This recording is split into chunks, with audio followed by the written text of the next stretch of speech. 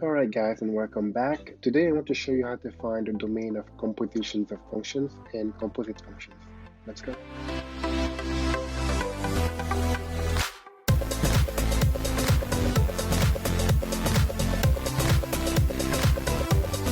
Hey guys, and welcome back. If you haven't done so already, go ahead and subscribe to my channel. Today we are going to be talking about how to find the domain of compositions of functions as well as composite functions. So first thing you need to know is that the domain of a function is simply the set of x values that are possible for the function, meaning the set of x value that will result in an output y after they go through the function.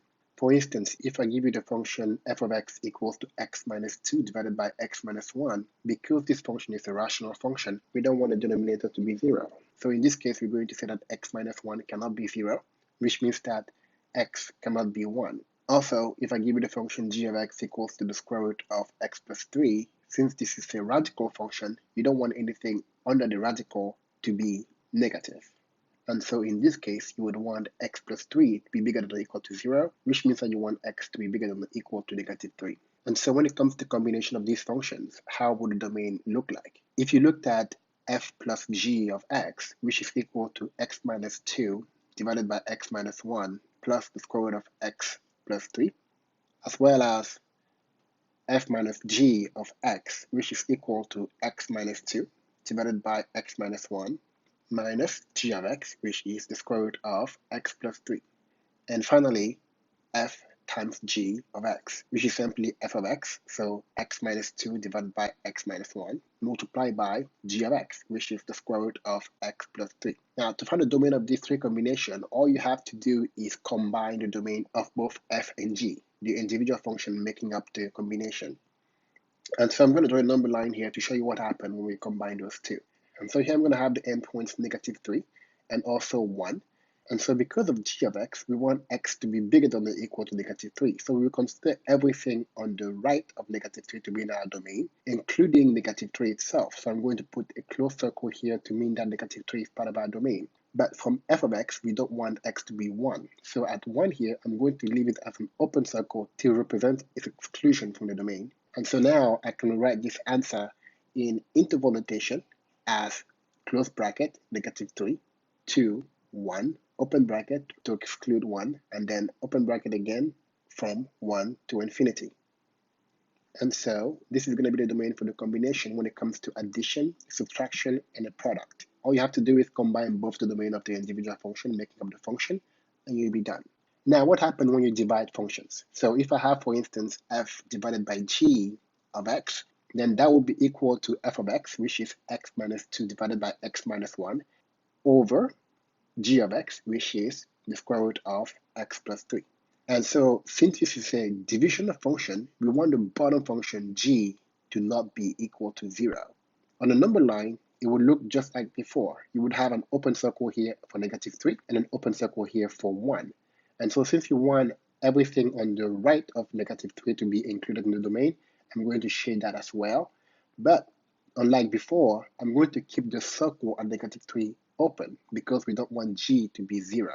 And so I'm going to keep the circle at 1 also open because you don't want the denominator of f to be 0.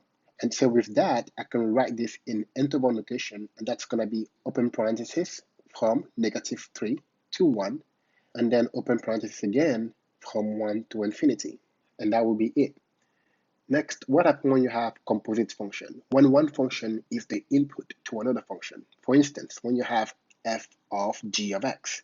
This expression right here is read f of g of x. And that's going to be equal to g of x minus 2 divided by g of x minus 1. Again, g of x here is considered to be the input to the function f. So wherever in the function f you see an x, you replace it by g of x. And so finally, that expression will become the square root of x plus 3 minus 2 divided by the square root of x plus 3 minus 1. And so when it comes to composite function, you have to watch out for two things. First, the input x should be in the domain of g because x goes through g first, and then g of x itself, the function, should be in the domain of f, which means that the denominator here should not be 0. And so what it means is g minus 1 should not be equal to 0, which means that the square root of x plus 3 minus 1 should not be equal to 0, which in turn means that the square root of x plus 3 should not be equal to 1. And if you square both sides of this equation, you get that x plus 3 should not be equal to 1, which finally gives us that x should not be equal to negative 2. And so with that, we can draw a new number line here, and we have to put our endpoints here. We're going to have to put negative 3 and negative 2. Since the first thing that we want is to have x in the domain of G, we're going to have to shade the right side of this number line starting from negative 3. And we're also going to have to close negative 3 here because of the equal sign in the inequality. So x bigger than or equal to negative 3. Next, since x should not be equal to negative 2, we are going to leave the open circle here open to say that negative 2 is excluded from the domain. And so in interval notation, this is going to look like a closed bracket, negative 3 to negative 2, and then open bracket from negative 2 to infinity. And so with that, we will be done. And if you're wondering about the 1 coming from the function f of x, you shouldn't, because that's not our focus here. And as you can see here, if I were to plug 1 into the composite function f of g of x, then what I'm going to get here is going to be the square root of 1 plus 3 minus 2 divided by the square root of 1 plus 3 minus 1, which is going to give me on the top here 2 minus 2, and on the bottom 2 minus 1, which gives me 0 divided by 1, which gives me 0. So as you can see here, although x equals 1 is not part of the domain for f of x, it is in the domain of f of g.